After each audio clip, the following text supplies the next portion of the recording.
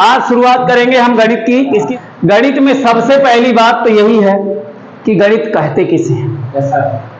गणित में सबसे पहली बात तो यही आती है कि गणित कहते किसे हैं। हम गणित पढ़ना शुरू कर रहे हैं ना, क्या पढ़ना शुरू कर रहे हैं? गणित पढ़ना शुरू कर रहे हैं। तो गणित में सबसे पहली बात तो यही है कि गणित क्या है। सीधी सी बात कहेंगे कि किसी भी विषय की गणना करना ही क्या है? गणित। किसी भी विषय की गणना करना ही गणित है। और विषय का मतलब ये नहीं कि इतिहास, भूगोल, नागरिक शास्त्र, शिक्षा शास्त्र, अंग्रेजी, दुनिया शास्त्र, समझ रहे हो ना। विषय का मतलब ये है किसी एक विषय का टॉपिक ले ले, जैसे किसी गाड़ी का ले ले। ये आप जिस बेंच में बैठे हो, कुर्सियों में बैठे हो, तो जैसे ये कुर्सियों का टॉपिक ले लें। अब इसकी थोड़ा सा स्टैंडर्ड भाषा में चले जाएं, कहेंगे कि किसी विषय की सुव्यवस्थित, सुसंगठित, क्रमबद्ध गणना करना क्या कहलाता है? गणित कहलाता है। जैसे विज्ञान की परिभाषा देते हैं वैसे देना, लेकिन इसमें क्या कहना है? गणना करना गणित। अब समझो कि गणना करना तो गणित हो गया। गणना करने का मतलब, जैसे मान लो हम अपने बाग में 4 पेड़ लगाए हैं, तो उन पेड़ों को गिनेंगे। 4 आम के पेड़ लगे हैं, 4 महुए के लगे हैं, 4 नीम के लगे हैं, या 6 जामुन के लगे हैं, 8 इसके लगे हैं, 8 उसके लगे हैं, ऐसे लगे हैं। अब बात को समझिएगा, ये 8 7 जो हम बोलते हैं ये क्या है? अब मान लो, मेरी तरफ देखना, मान लो मैं बोल नहीं पाता हूं। क्या नहीं कर पाता हूं? बोल नहीं पाता हूं। और मेरा कोई मैनेजर है, मान लो मेरा कोई मैनेजर है या मेरा कोई मालिक है, उसने कहा कि तुम जाओ और बाग में देख के आओ कितने पेड़ किसके लगे हैं। मैं गया, देख आया, देख के तो आया, मान लो वहां 4 पेड़ आम के लगे हैं, 4 महुए के लगे हैं, 6 नीम के लगे हैं, 5 इसके लगे हैं, 5 उसके लगे हैं, देख तो आया। लेकिन अब मैं बोल नहीं पा रहा हूं, तो मैं अपने साहब को क्या बताऊंगा? क्या बताऊंगा? जब मैं बोल पाता नहीं हूं तो मैं ये तो नहीं कह पाऊंगा कि 5 इसके लगे, 4 उसके लगे, 6 उसके लगे। बात समझ रहे हो ना। तो मैं क्या करूंगा? उनको कुछ चिन्ह बनाऊंगा। क्या बनाऊंगा? कुछ मैं एक चिन्ह बनाऊंगा और उनके सामने रख दूंगा। वो समझ जाएंगे कि इतने आम के हैं, इतने महुआ है, इतने नीम है, इतने वो, समझ रहे हो ना। अब वो चिन्ह क्या होते हैं ये बात समझना है। अब गणना करने के लिए क्या करते हैं? गणना करने के लिए जरूरत किसकी पड़ती है? अंकों की। तो ये अंक क्या होते हैं? वास्तव में बात को समझना, वास्तव में होता यह है कि गणना जिनके द्वारा करी जाती है वो क्या कहलाते हैं? अंक कहलाते हैं। लेकिन किनके द्वारा? वो एक प्रकार से हैं क्या? चिन्ह है। वो एक प्रकार से है क्या? चिन्ह है। मेरी बात समझो कि अगर एक हम आज इस तरह बनाते हैं, कल अगर एक को इस तरह ना बनाया गया होता, कह दिया जाता कि इस तरह एक बनता है, तो आज हम इस तरह एक बनाते यार? ना बनाते। तो ये हमने चिन्ह ऐसे एक के लिए ऐसा चिन्ह बनाया है और इसको डिसाइड कर लिए कि इसको एक ही बोलेंगे। समझ रहे हो ना। 2 के लिए हमने ऐसा चिन्ह बनाया है और डिसाइड कर दिया है कि 2 को ऐसा ही बोलेंगे। 3 के लिए हमने ऐसा चिन्ह बनाया है और डिसाइड कर लिया कि 3 को ऐसा ही, ऐसा अगर लिखा होगा तो हम इसे 3 बोलेंगे। समझ रहे हो ना। हमने इन चिन्हों को क्या किया? डिसाइड कर लिया। बात समझ गए हो कि नहीं समझ गए हो? क्लियर। गणित की हम शुरुआत कर रहे हैं, तो सबसे पहले हम जानेंगे गणित के विषय में। किसके विषय में? गणित के विषय में, कि गणित क्या है। मैंने आपको बताया कि किसी विषय की सुव्यवस्थित, सुसंगठित, क्रमवार या क्रमबद्ध गणना करना ही क्या कहलाता है? गणित कहलाता है। समझ रहे हो। अब बात समझो, गणना करने के लिए कुछ चीजों की हमें आवश्यकता होती है, कुछ चिन्हों की आवश्यकता होती है। बात समझ रहे हो ना। तो गणना करने के लिए जिन चिन्हों की आवश्यकता होती है, उन चिन्हों को ही हम क्या कहते हैं? अंक कहते हैं। यानी कि गणित पढ़ने के लिए या गणना करने के लिए हम अंकों को जानेंगे। पहले किसको जानेंगे? अंकों को जानेंगे। तो अंक किन्हें कहते हैं? गणना करने के लिए जिन प्रतीकों या जिन चिन्हों का प्रयोग किया जाता है उन्हें हम क्या कहते हैं? अंक कहते हैं। क्लियर हुआ? नोट कर लोगे कि नहीं? मैं बोलता जाता हूं, आप नोट करते जाइए। गणना जिन प्रतीकों के द्वारा करी जाती है या दर्शाई जाती है, या जिन चिन्हों के द्वारा गणना को क्या किया जाता है? दर्शाया जाता है, उन्हें हम क्या कहते हैं? अंक कहते हैं। समझ रहे हो ना बात? ओके, जरा गौर से देखिएगा, अंक हमारे जो होते हैं 1 2 3 4 5 6 7 8 9 और 0 लास्ट में आया है ना। किसने खोज किया है जीरो की? कहाँ के थे? भारत के थे। समझ गए हो ना? तो भारत ने खोज करी है जीरो की। समझ गए हो कि नहीं समझ गए हो? ये याद रखना, जीरो की खोज कहाँ हुई? भारत में। किसने किया? आर्यभट्ट ने। अब देखो, अंकों से बनती है हमारी संख्या। क्या बनती है? संख्या। समझ रहे हो ना? अंकों से क्या बनती है? संख्या बनती है। अब बेटा संख्या किसे कहते हैं? है ना? संख्या ध्यान से देखो, संख्या कहीं बाहर से नहीं आती। ये जो ऊपर है ये बाबा है, सब क्या? पूर्वज बाबा है ना। इसका लड़का ये, इसका लड़का ये, फिर इसके कितने लड़के, इसके कितने लड़के, इसके कितने लड़के, आगे बढ़ता जाएगा। परिवार बढ़ता जाता है कि नहीं बढ़ता जाता? तो मेन मुखिया कौन है? गणित है। गणित से अंक बना, है ना। गणित को, भाई गणित को जानने के लिए किसकी जरूरत पड़ी? अंकों की जरूरत पड़ी। समझ रहे हो ना? बात समझना, अंकों से ही क्या बनती है? संख्या बनती है। तो संख्या कहते किसे हैं? बेटा गौर से समझिएगा, 2 या 2 से संख्या किसे कहते हैं? 2 या 2 से अधिक अंकों के मेल को संख्या कहते हैं। मतलब बात को समझो, अगर 2 या 2 से अधिक अंकों को आपस में बैठा दिया जाए, एक साथ मिला के क्या कर दिया जाए? बैठा दिया जाए, तो क्या कहलाती है? संख्या कहलाती है। यानी 2 या 2 से अधिक अंकों के मेल को हम क्या कहते हैं? संख्या कहते हैं। 2 या 2 से अधिक अंकों के मेल को हम संख्या कहते हैं। कोई दिक्कत किसी को नहीं ना? ध्यान से देखिए, संख्या कहते किसे हैं? जैसे मान लो मैंने ये लिख दिया, 2 लिख दिया कि नहीं? 2 बैठे, संख्या है। 3 बैठे हैं, संख्या क्या है? अरे 2 या 2 से अधिक हो, संख्या क्या है? अब सुनना गौर से, देखना ध्यान से, ये क्या है? संख्या है। बात तो समझना, क्यों संख्या है? अभी एक टीका टिप्पणी बच्चे कर सकते हैं, कर सकते हैं, बिल्कुल कर सकते हैं। आप कर सकते हो टीका टिप्पणी। सर जी अभी तो आपने ये कहा कि 2 या 2 से अधिक अंकों के मेल को संख्या कहते हैं, यहां तो एक है तो लिखा, कह सकते हो ना? तो आप इसे संख्या क्यों कह रहे हैं? बेटा बात हम इसलिए कह रहे हैं क्योंकि इसके इस साइड में 0 बैठा है, बैठा है ना, वो दिख नहीं रहा है। बहुत सारे 0 इधर बैठे हैं, वो हमको दिख नहीं रहे हैं। इसलिए ये 4 जो है ये भी हमारा क्या है? संख्या। समझ रहे हो? ये क्या है? समझ रहे हो? ये क्या है? समझ गए हो बात? तो ये सभी क्या हैं? संख्याएं हैं। कोई दिक्कत किसी को? एक क्वेश्चन यहां बनता है आपके जो बोर्ड में या 9th में 10th में दोनों जगह ये काम आता है। प्लस आपका टेट है, सुपर टेट है, या रेलवे का कोई एग्जाम है, या अन्य छोटे एग्जाम जो होते हैं ग्रुप डी वाले, जो भी ग्रुप डी के एग्जाम होते हैं उनमें से ऐसे क्वेश्चन पूछता है। ध्यान से देखना। अब इसमें बात क्या बनती है? देखो बेटा, कहता है कि क्या सभी अंक संख्याएं हैं? सभी अंक संख्याएं हैं? कि क्या, और फिर एक क्वेश्चन बनता है कि क्या सभी संख्याएं अंक हैं? सभी संख्याएं अंक नहीं हैं और सभी अंक संख्याएं हैं। हमें दिख रहा है संख्या में अंक भी लिखे हैं, लेकिन अंकों में संख्याएं सब नहीं लिखी है। ये वाली लिखी है, ये वाली नहीं लिखी है। समझ गए हो ना? तो सभी अंक संख्याएं होती हैं, लेकिन सभी संख्याएं अंक नहीं होती। समझ गए हो ना? कोई दिक्कत किसी को?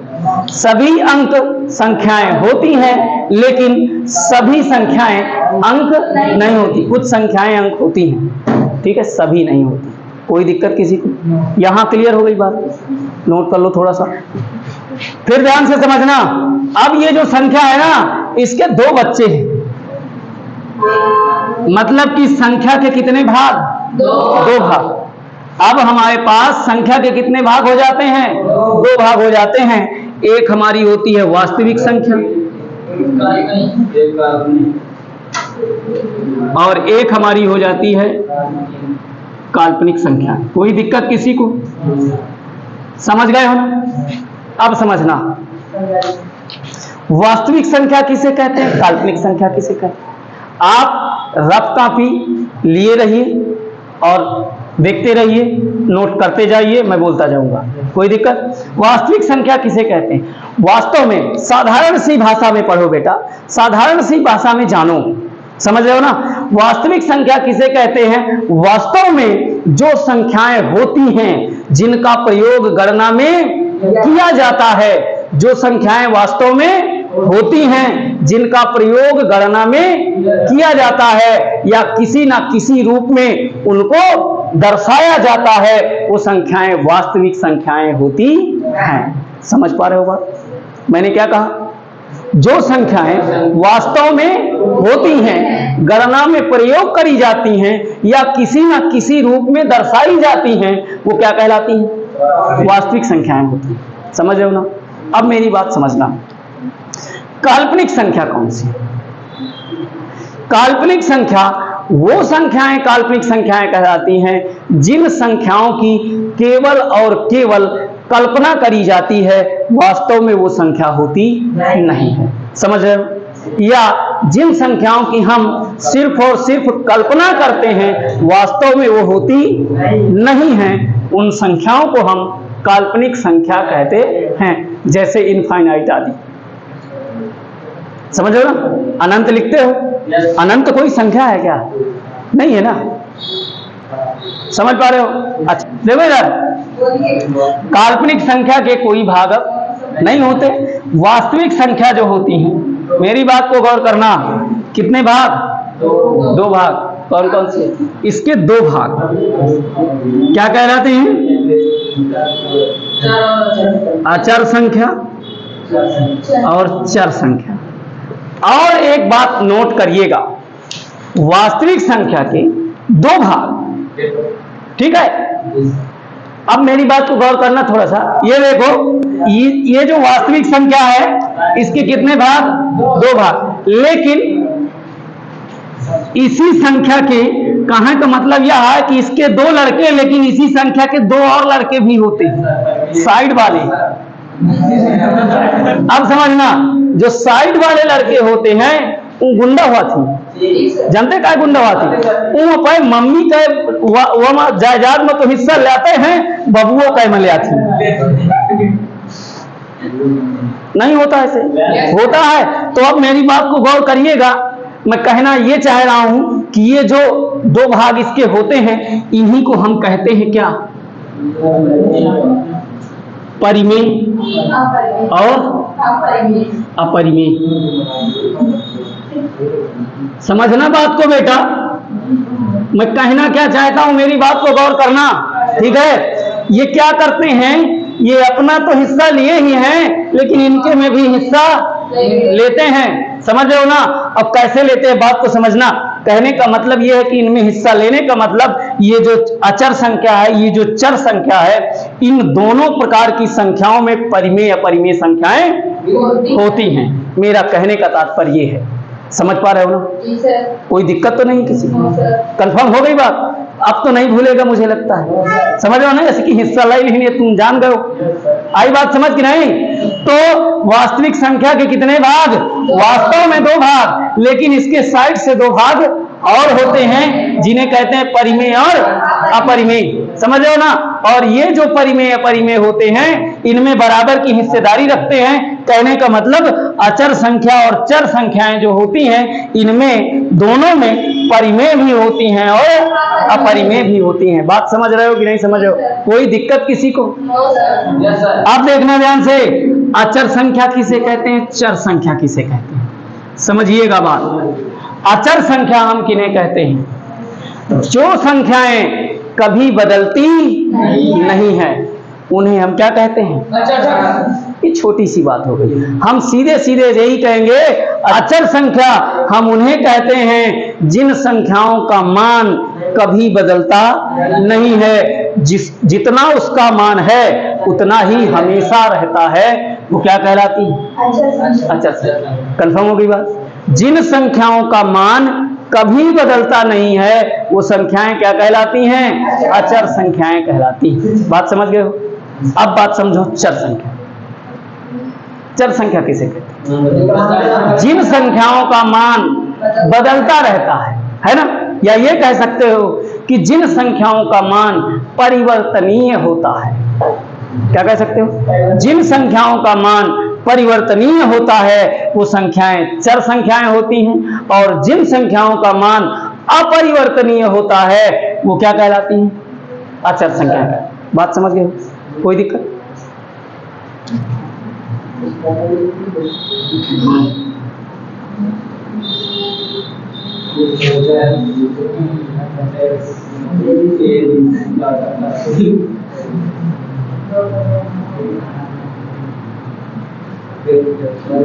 समझ गए हो? अब देखना, फिर समझना। अब चर संख्याओं के कोई भाग नहीं होते। अब देखना ध्यान से, अचर संख्या के कितने भाग? 3 भाग। कितने भाग? कौन कौन बेटा? हाँ, प्राकृतिक अचर संख्या के 3 भाग। ध्यान से देखना, अचर संख्या के कितने भाग? 3 भाग। प्राकृतिक संख्या, पूर्ण संख्या और पूर्णांक संख्या। समझ रहे हो? कोई दिक्कत किसी को नहीं? फिर देखना, प्राकृतिक संख्या किसे कहते हैं? प्राकृतिक संख्या किसे कहते हैं? जिन संख्याओं का प्रयोग गणना करने में होता है वो संख्याएं प्राकृतिक संख्याएं होती हैं। जिन संख्याओं का प्रयोग गणना करने में होता है वो संख्याएं क्या कहलाती हैं? प्राकृतिक संख्याएं कहलाती हैं। या हम ये भी कह सकते हैं कि जो संख्याएं 1 से शुरू होती हैं वो क्या कहलाती हैं? प्राकृतिक संख्याएं कहलाती। कोई दिक्कत किसी को? 2 परिभाषाएं बोल सकते हैं। क्या कह सकते हैं प्राकृतिक संख्या की? जिन संख्याओं का प्रयोग गणना करने में किया जाता है वो संख्याएं प्राकृतिक संख्याएं होती हैं या कहलाती हैं। या ये कह सकते हो कि 1 से शुरू होने वाली सभी संख्याएं क्या कहलाती हैं? प्राकृतिक संख्या कहलाती हैं। चाहे जो लिख दो, ठीक? नहीं समझ पा रहे हो? तो प्राकृतिक संख्या में देखो बेटा, इधर देखो प्राकृतिक संख्याएं 1, 2, 3, 4 डॉट डॉट आगे की। कोई दिक्कत? अब देखो पूर्ण संख्याएं किन्हें कहते हैं? अब बात को गौर करना। पूर्ण संख्याएं, पूर्ण संख्या की परिभाषा बोलने में इतनी बहुत बड़ी दिक्कत नहीं है। सिर्फ यही कहेंगे कि यदि प्राकृतिक संख्याओं में शून्य को भी सम्मिलित कर लिया जाता है तो संख्याएं पूर्ण संख्याएं कहलाती हैं। कोई दिक्कत? क्या कहेंगे? यदि प्राकृतिक संख्याओं में शून्य को भी सम्मिलित कर लिया जाता है तो वो संख्याएं पूर्ण संख्याएं कहलाती हैं। समझ रहे हो ना? कोई दिक्कत? देखो इधर, तो देखो इधर पूर्ण संख्याएं कौन सी हैं? 0, 1, 2, 3। अरे डॉट डॉट कर लो यार, ठीक है? सब संख्याएं। कोई दिक्कत? अब देखो पूर्णांक संख्याएं कौन सी होती हैं? यदि पूर्ण संख्याओं में ऋणात्मक संख्याएं भी सम्मिलित कर ली जाती हैं तो सभी संख्याएं क्या कहलाती हैं? पूर्णांक संख्याएं कहलाती हैं। बात समझ गए हो ना? क्या कहेंगे? यदि पूर्ण संख्याओं में ऋणात्मक संख्याएं भी सम्मिलित कर ली जाती हैं तो सभी संख्याएं पूर्णांक संख्याएं कहलाती हैं। जैसे ध्यान से देखो इधर से भी डॉट डॉट बेटा, ठीक है? -3, -2, -1, 0, 1, 2, 3 डॉट डॉट। समझ रहे हो ना बात को? अब देखना ध्यान से, एक बात समझना। पूर्ण संख्या के हम कोई भाग नहीं दिखाते हैं। पूर्ण संख्या के हम कोई भाग नहीं दिखाते हैं। पूर्णांक संख्या के हम 3 भाग दिखाते हैं। कितने भाग दिखाते हैं? 3 भाग दिखाते हैं। एक को कहते हैं ऋण पूर्णांक। क्या कहते हैं? ऋण पूर्णांक। और दूसरे को कहते हैं शून्य पूर्णांक। क्या कहते हैं? शून्य पूर्णांक। और तीसरे को कहते हैं धन पूर्णांक। कोई दिक्कत किसी को नहीं ना? ऋण पूर्णांक सुनो इधर, ऋण पूर्णांक किसे कहते हैं? ऋणात्मक। समझ रहे हो ना? 0 से पहले की ऋण वाली संख्याएं ऋण पूर्णांक होती हैं। क्या कहेंगे? 0 से पहले की ऋण वाली संख्याएं क्या ऋण पूर्णांक कहलाती हैं, और शून्य अकेले शून्य पूर्णांक कहलाता है, और धन पूर्णांक शून्य के आगे की धनात्मक संख्याएं क्या कहलाती हैं? धन पूर्णांक कहलाती हैं। बात समझ गए हो ना? ध्यान से देखो इधर, यानी कि -4 इधर, इसमें इधर डॉट डॉट होता है बेटा, समझ रहे हो ना? और -3, -2, -1, समझ गए हो ना बात? और शून्य अकेले शून्य पूर्णांक है बेटा, ठीक है? और धन पूर्णांक में 1, 2, 3, 4 डॉट डॉट इधर। देखो ऋण, ध्यान से गौर करना, ऋण पूर्णांक में डॉट डॉट इधर लगा है, मतलब इधर संख्याएं छोटी है ना, समझ रहे हो ना? अगर ऋण लगा हो तो जो संख्या बड़ी होती है वही छोटी मानी जाती है ना, वो उतने की कर्जदार है ना? अब देखो फिर कहेंगे प्राकृतिक संख्या के कितने भाग? कौन कौन? सम और विषम। इधर देखो 2 भाग, सम संख्या और विषम संख्या। समझ रहे हो ना बात को? सम संख्या और विषम संख्या। क्लियर हो गई बात? देखो सम संख्या किन्हें कहते हैं? आप पढ़े हो ना कि जो संख्याएं 2 से विभाजित हो जाती हैं उन्हें हम सम संख्याएं कहते हैं। समझ गए हो? जो संख्याएं 2 से विभाजित होती हैं उन्हें सम संख्या कहते हैं। तो देखो इधर, इसका मतलब क्या है कि 2, 4, 6, 8 डॉट डॉट। समझ रहे हो ना? अच्छा, विषम संख्या किन्हें कहते हैं? जो संख्याएं 2 से विभाजित नहीं होती वो विषम संख्याएं कहलाती हैं। जैसे 1, 3, 5, 7, 9 डॉट डॉट। समझ रहे हो? अब देखो सम संख्या के, फिर आगे बढ़ेंगे, सम संख्या के कोई भाग नहीं, विषम संख्या के कितने भाग? 2 भाग। कौन कौन से? एक भाज्य और दूसरा अभाज्य। समझ रहे हो ना बात को? अब समझना, भाज्य संख्या किन्हें कहते हैं, अभाज्य संख्या किन्हें कहते हैं, इनकी परिभाषा गौर से सुन लो। समझ रहे हो ना? ये इंपॉर्टेंट है, पूछी जाती है, समझना। भाज्य संख्याएं वो संख्याएं होती हैं जो स्वयं और एक के अतिरिक्त भी अन्य संख्या से विभाजित हो जाती है। समझ रहे हो ना? भाज्य संख्या वो संख्याएं कहलाती हैं जो स्वयं और एक के अतिरिक्त भी अन्य संख्या से विभाजित होती है, वो भाज्य संख्या कहलाती है। समझ रहे हो?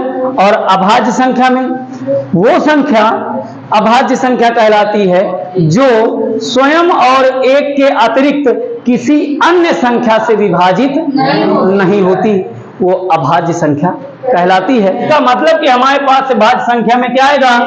4, 6, 8, 9 डॉट डॉट आदि। समझ रहे हो? और अभाज्य संख्या में समझो, अब सुनना, अभाज्य संख्या में कौन आती हैं? अभाज्य संख्याओं में हमारी होती हैं 2, 3, 5, 7, 11, 13, 17, 19 मरेंगे। आपके परीक्षा में ये मोस्ट इंपॉर्टेंट क्वेश्चन है कि पूछता है कि ऐसी कौन सी संख्या है, ऐसी अभाज्य संख्या बताओ जो सम है। ऐसी अभाज्य संख्या बताओ जो सम है, तो वो है हमारी 2। समझ रहे हो ना? 2 ऐसी एक सम संख्या है जो अभाज्य संख्या में गिनी जाती है। बाकी अभाज्य संख्याएं जितनी भी हैं दुनिया की, वो सारी विषम संख्याएं ही मिलती हैं। समझ रहे हो ना बात? दुनिया की जितनी भी अभाज्य संख्याएं हैं वो विषम संख्याएं ही होती हैं, सिवाय 2 को छोड़ के। समझ रहे हो ना? 2 एक ऐसी सम संख्या है जो अभाज्य है। कंफर्म हो गई बात? नोट करो।